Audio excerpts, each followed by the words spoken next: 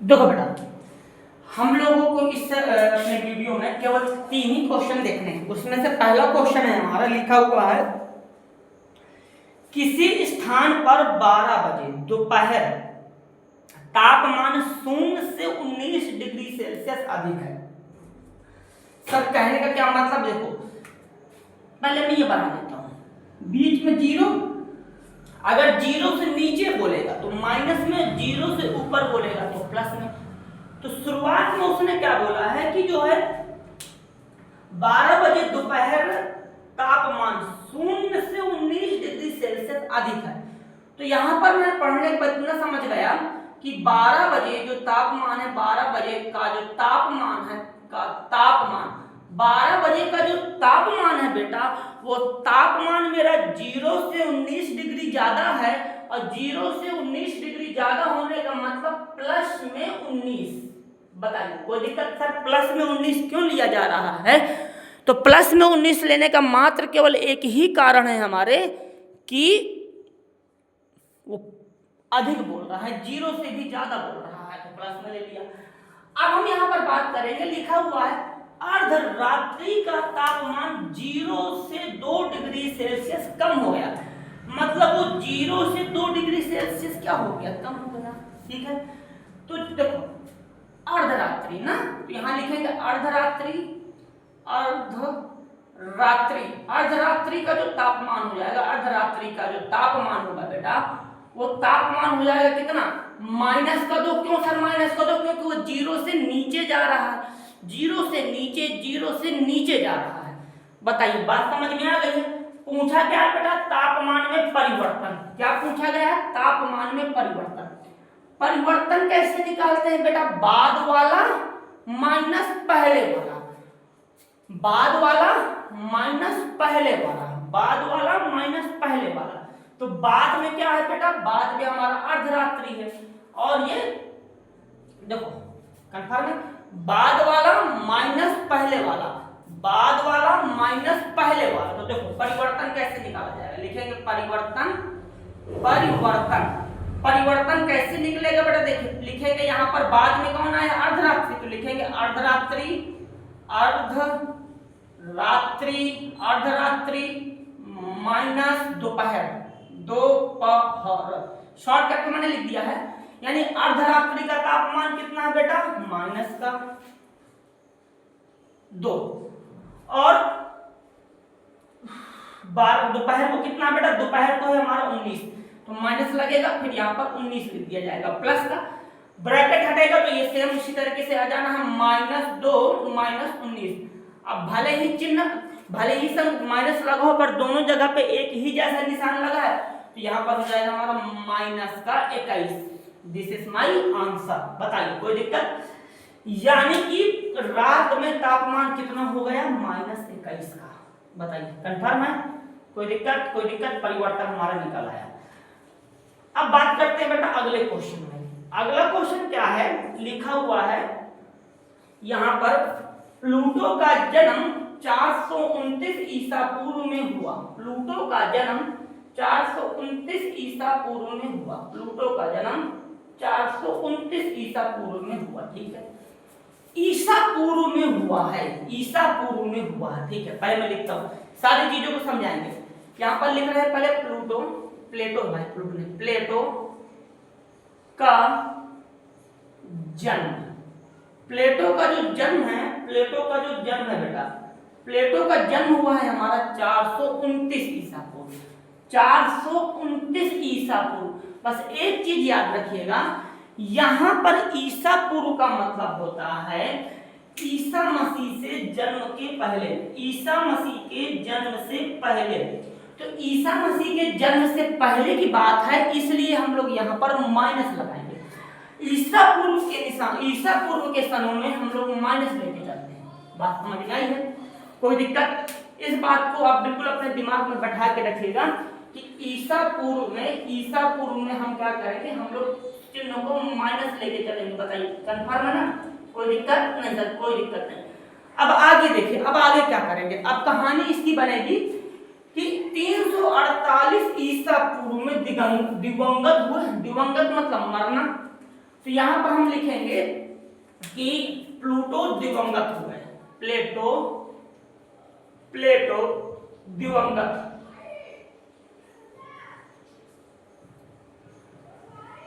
कब हुए बेटा? वो ईसा पूर्व में ही हुए 348 ईसा पूर्व में। यहां पे भी माइनस लगेगा। बताइए इतनी सी बातें क्लियर है? अगर ये बात क्लियर हो गई हो तो मैं और आगे पढ़ाऊंगा। बताइए कंफर्म है? कोई दिक्कत? हाँ सर क्लियर है। अब देखना बेटा एक बहुत अच्छी बात, प्लूटो का जन्म कब हुआ है? प्लूटो का जन्म हुआ है 429 में और मर कब गए? 348 में। बहुत अजीब बात लगेगी कि प्लूटो का जन्म इस तरीके से, प्लूटो का जन्म सन 2005 में हुआ है, वो मर कब गया? 2003 में। ये कैसे संभव है? मेन क्या है ना, यहाँ पर नंबर लाइन का खेल है कि कहानी क्या है कि चीजें जो हैं ईसा पूर्व में माइनस में चली जाती है, बस इतनी सी बात है। टाइम उसी तरीके से पढ़ रहा है, बस पढ़ने का तरीका अलग है। इसको आपकी इतिहास वाले सर जी बहुत अच्छे से बता देंगे। अभी हम लोग आगे बढ़ते हैं। देखिए तो सर पूछा क्या है कि कितने वर्षों तक जीवित रहे, तो बात समझना, जीवित वर्ष पूछा है, वर्ष। तो कैसे इसको निकाला जा सकता है? देखिए सिंपल सी बात है, कोई आदमी है ठीक, मान लो 2026 में पैदा हुआ, जाकर 2028 में मर गया, तो कैसा जिंदा? 28 में 26 माइनस कर देंगे, यानी कि मरा हुआ और जिंदा माइनस किया जाएगा। तो दिवंगत वाला कब है? ये तो लिखेंगे यहाँ पर दिवंगत में। दिवंगत हमारा क्या है बेटा? लिखेंगे यहाँ पर, लिख देंगे दिवंगत माइनस जन्म। बोलिए कोई दिक्कत है? नहीं सर। दिवंगत कितना दिया हुआ? 348, लिखेंगे माइनस 348, जन्म माइनस लगेगा, जन्म में इतना लिखा तो माइनस 429। बताइए कोई दिक्कत है? नहीं सर। माइनस 348 तो बना ही रहा, प्लस 429 घटाइए, घटा लेते हैं यहाँ पर 429, 3 4 8 माइनस करेंगे तो यहाँ पर 1, यहाँ पर हासिल ले लेंगे तो यहाँ पर 81 आ जाएगा। बताइए और चिन्ह किसका लगेगा? प्लस का भाई, क्योंकि प्लस वाला नंबर बड़ा है तो 81 वर्ष हमारा इसका आंसर बनने वाला है। तो इस तरीके से हम लोगों ने 2 क्वेश्चन कंप्लीट कर लिए, ठीक है। अब आएंगे, चलो बेटा ये अगला क्वेश्चन है, इसको देखते हैं, ठीक है।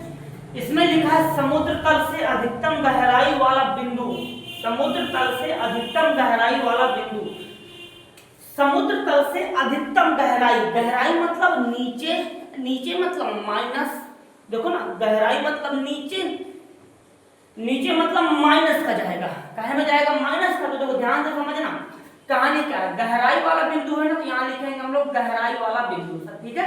शॉर्टकट में लिख रहे हैं गहराई, गहराई गहराई गहराई गहराई वाला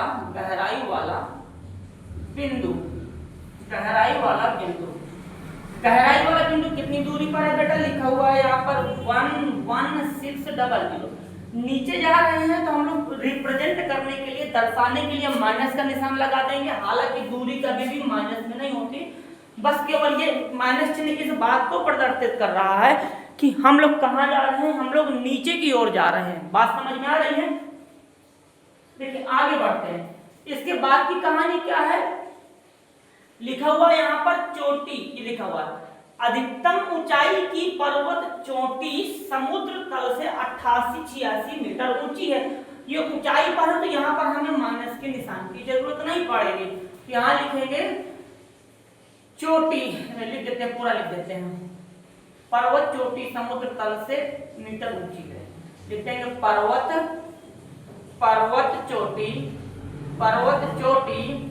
चोटी समुद्र तल से, लिखा हुआ है 88-46, इसको हम लोग प्लस का रखेंगे, ठीक है। क्यों?